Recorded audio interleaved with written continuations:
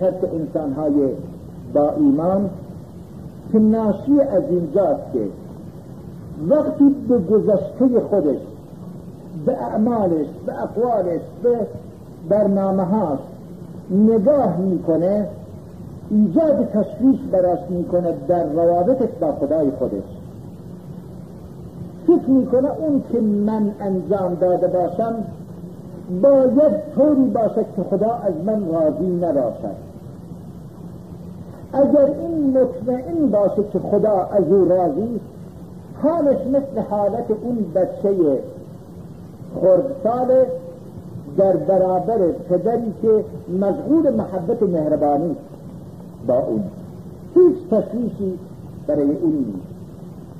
اگر ما گذشتمون طوری باشد که مطمئن باشیم نافرمانی خدا را انجام ندادیم، مطمئن باشیم که خدا از ما راضی، از اون بچه به مراتب بیشتر احساس آرامش میکنیم که در برابر نوازش پدرش قرار گرفته. چیز که موجب ترس ما هست، نگاهمون به گذشتمون میبینیم اون کارهایی که ما کردیم، اون گناهها، اون حرفهای ناروا، اون قصورها، اون گذشتن از تعهدها طوریست که نباید خدا از ما راضی باشد. ممکنه خدا نسبت به ما با محبت نباشد و حق داریم این چنین تصوراتی را داشته باشیم. وقتی ما بارها نافرمانی کرده باشیم نسبت به خدا، هرچند ایمانمون هم قوی باشه که خدا از ما راضی یا راضی نیست، ما رو دوست دارد یا دوست ندارد. فکر کنید اگر ما مطمئن باشیم که خدا ما رو دوست دارد، دیگر چه چیزی ممکنه ما رو بترساند؟ هیچ چیزی نمیماند. انسانی که دارای ایمان قوی هست، اگر به علاوه این ایمان قوی به محبت خدا اطمینان داشته باشد، دیگر هرگز کمترین کس برای پیش نخواهد آمد. چقدر با عظمت است سخنان این زن بزرگوار اسلام که واقعا همت والاش از هزاران مرد مثل ما هم والاتر و بالاتره. حضرت رابعه عدویه سلام الله علیها که در مناجات با خدا میگوید فلیتک حلو والحیات مریرة ولیتک راضی والانام غضاب. کاش تو شیرین بودی، بگذار حیات تلخ باشد. کاش تو راضی بودی، بدرد که مردم عصبانی باشند.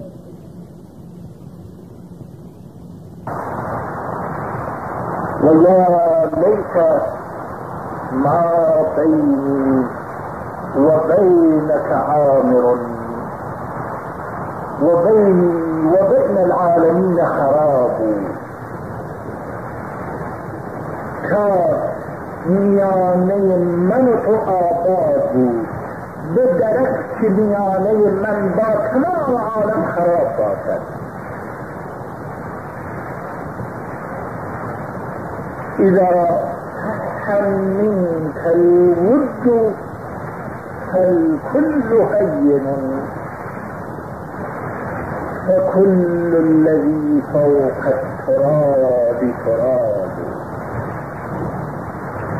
اگر برای من روشن باشد که دوستم داری، همه چیز در نظر من هموار و بی ارزش است، زیرا تمام آنچه در خاک است خاک است. رحمت و برکات خدا بر چنین انسانی و خدا بهرمون بدهد از چنین ایمانی. این انسان دارای این ایمان قوی رسیده به اون فهم و بینش درست که نگرانی گذشته ها فاصله وجود نمیارد ما بین اون و خدای خودش و این واقعیت رو که میگه بهش هم رسیده. زندگیش رو نگاه میکنیم میبینیم واقعا همه چیز در نظرش هموار بوده و خوب فهمیده که هر چه در خاکش خاک است. انسان با ایمان وقتی در گذشته معصیت نباشد، نافرمانی در برابر دستور خدا نباشد، اون کرده تباهم جلوی چشمش نمیگیره، میفهمد که خدا دوستش دارد. وقتی خدا دوستش دارد دیگه چه اهمیتی دارد که دیگران دوستش داشته باشند یا خیر؟ برای این چه اهمیتی دارد؟ دیگران چی؟ انسان ها در کجا؟ در کره زمین 4 میلیارد انسان در کره زمین با اون دشمن باشه. چیه؟ کره زمین هیچی. منظومه شمسی با اون دشمن باشه. چیه؟ منظومه شمسی در برابر این عالم بزرگ، در برابر این دستگاه عظیم خلقت هیچی نیست. دیدم تمام منظومه شمسی پر باشه از تمام نیروها که همه خصومت کنن با انسان. وقتی صاحب هستی با من دوسته دیگه چه نگرانی دارم؟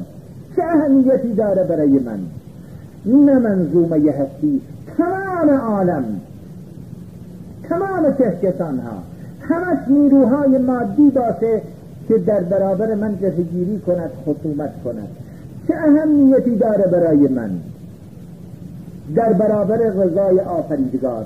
وقتی بفهمم خدا از من راضی است، خدا من دوست داره، اینها چه اهمیتی دارند؟ چی هستن اینها؟ چه تأثیری در سرنوشت من دارند؟ خوب دقت کنید چقدر درست میفهمد انسان با عظمت بزرگوار. فکل الذی فوق التراب تراب. من از خاک بترسم. فکر کنید انسان عاقل از خاک میترسه؟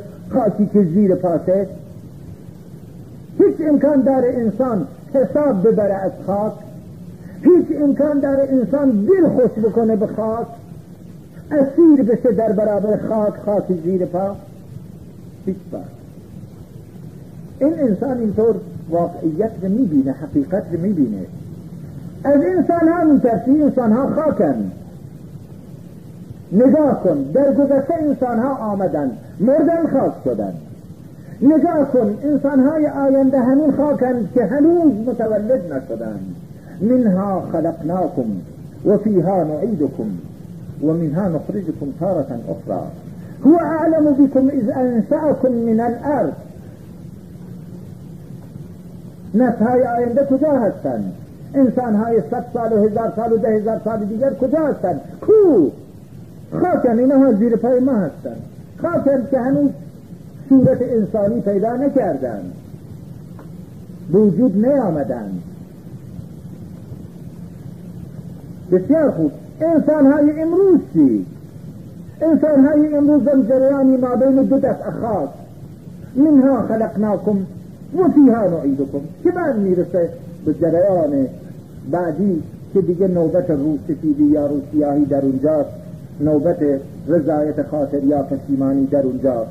و منها نخرجکم تارة اخرى. این انسان‌های امروز هم باید اینطور ببینی چطور گذشته ها خاک شدن، چطور آینده ها هنوز خاکن نیامدن. متوجه باش خودت تمام انسان های امروز هم همون خاک هستید. دیروز خاک بودید، همین خاک زیر پا، همین خاکی که حیوان ها از روش عبور میکنن، کثیفش میکنن. فردا هم دوباره همون خاک میشوید. نسل های گذشته خاک شدند و نسل های آینده هنوز خاک نیامدند. تو جریانی ما بین دو تا خاک.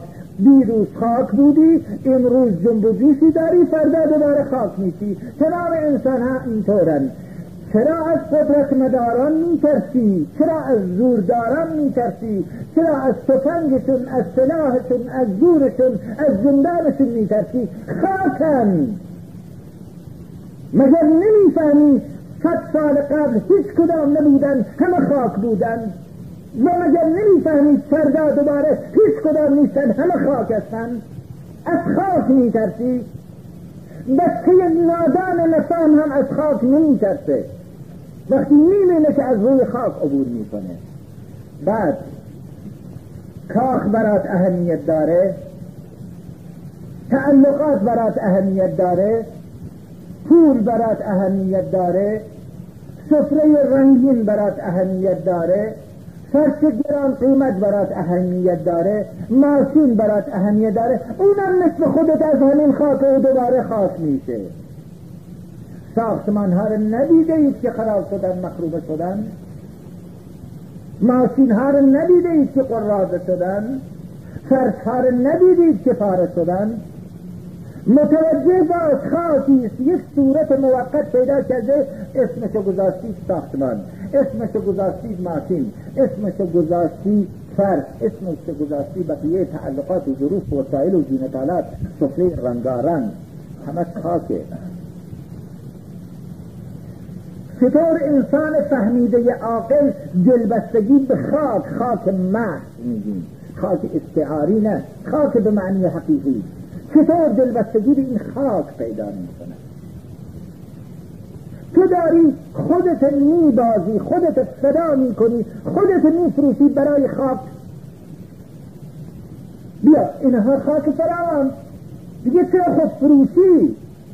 دیگه چرا پستی؟ دیگه چرا بی ایمانی؟ برو بیرون بغل کن خاک، هر چقدر دلت میخواد، روی سرت میریزی، بغل میکنی، میبوسی، هر چی دلت میخواد استفاده کن از خاک. من بفهم وجود خودت خاکه، زنت خاکه، بچت خاکه، ساختمانت خاکه، فرشت خاکه، ماشینت خاکه. خاکت تو در صورت دیگر متبدل شده. چرا دل خوش میکنی به خاک؟ چرا فریب میخوری به خاک؟ لا تغرنكم الحیات الدنیا ولا یغرنكم بالله الغرور.